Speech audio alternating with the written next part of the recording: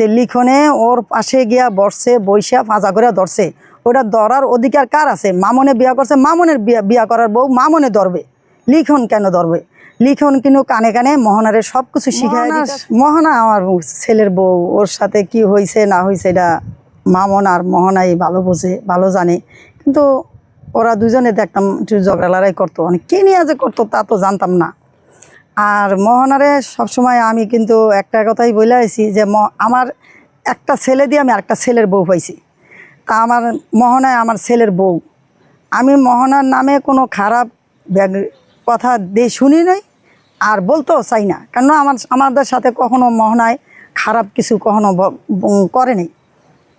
মোহনায় সবসময় আমাদেরকে খুব ভালো করছে, আমার সাথে খুব ভালো ব্যবহার করছে। আমি যদি মনে করো আমি অসুস্থ হইলে মোহনায় আমার ডাক্তার কাছে নিয়ে যাইতো, তারপরে মোহনায় গেছে। আর যেগুলো মোহনায় বলছে এগুলো মোহনার নিজের মুখের ভাষা না, এগুলো কথা না। মোহনায় কিন্তু ওরকম মেয়ে না, বলার মতন মেয়ে না। মোহনারে দিয়া এগুলো সব মোহনারে বলাইছে। আপনারা সবাই তো দেখছেন, ওইটা নিয়ে মোহনায় সব কথাগুলা বলতে আছে।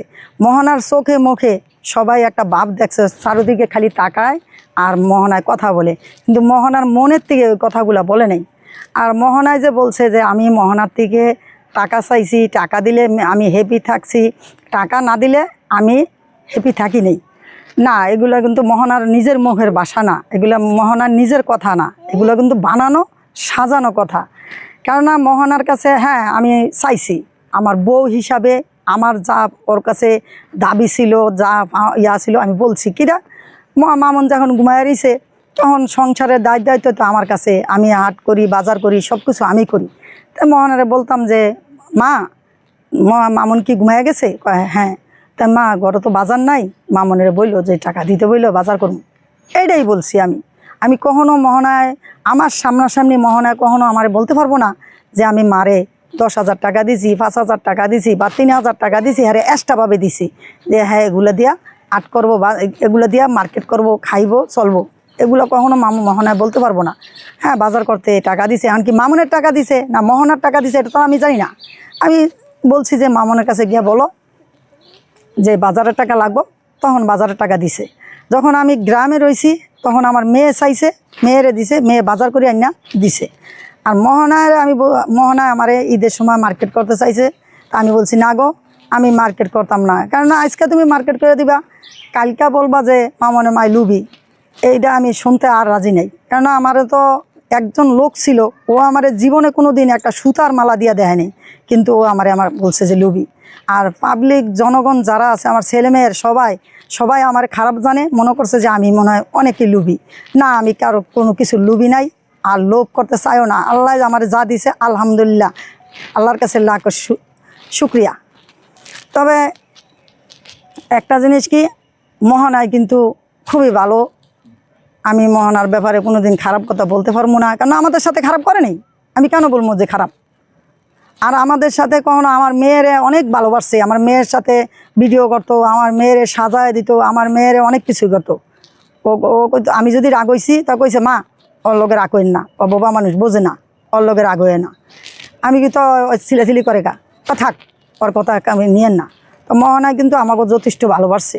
কারণ ওরা ঝগড়া করছে, ওরা কী করছে না করছে এটা তো আমি জানি না। আমি মাঝখান কী করতাম, সারাইতে যাইতাম, সারাইতে গিয়ে আমরাও আবার কিলগুতি খাইতাম।